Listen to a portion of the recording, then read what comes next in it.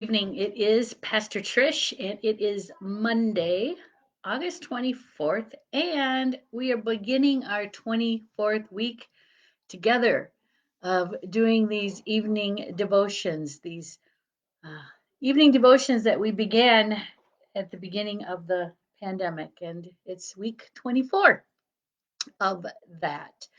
Just a reminder, next week, September 1st, I am going to, because of our fall schedule at church, we'll be doing devotions 3 times a week instead of five, Monday, Tuesdays, and Thursdays. So I will still see you online, just not as frequently. It'll take us a little while longer to make our way through the book of Psalms, but tonight we're on Psalm 60.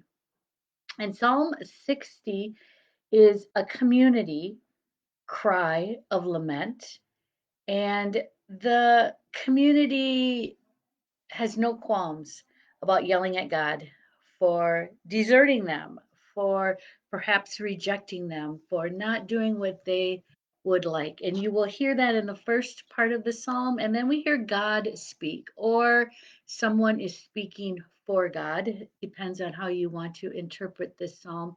And we hear God reiterate that God is indeed in charge, that God is indeed the creator over all the earth. This psalm, as I was doing some reading about it, the commentators talk about how it's representative of the relationship between Israel and God. I just want to read a little bit about the bold and faithful relationship that Israel and God had, where Israel can accuse God of deserting them, and God can answer by declaring God's power. This prayer pulls us back and forth, and you will hear that. It always lends me, as I read and pray these Psalms, I always think about what today looks like. And in some cases, I mean today, and in some cases, I mean today in general. I thought it was interesting that we are doing Psalm 60 tonight as we have finished up last week of the Democratic National Convention, and tonight begins the Republican National Convention. And this psalm is also sitting in the middle of that. Whatever your political leanings, I think we all agree that it's a rather dark time in our politics these days, and it is a difficult time that we hope we can get past.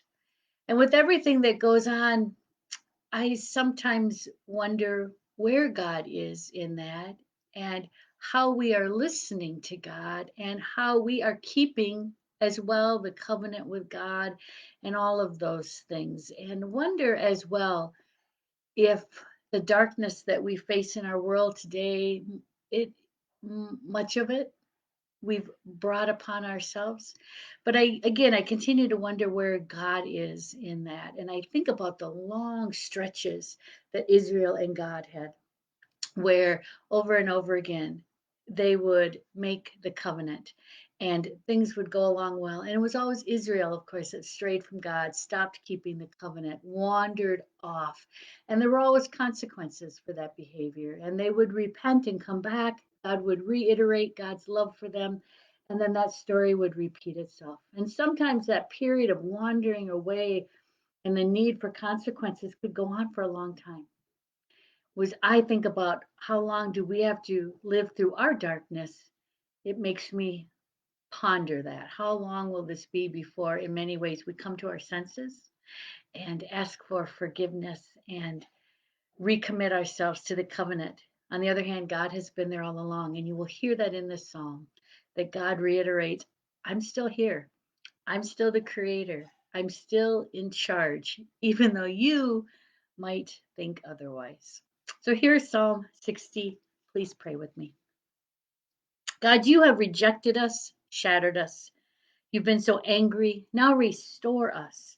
You've made the ground quake, splitting it open. Now repair its cracks because it is shaking apart. You have made your people suffer hardship. You have given us wine and we stagger.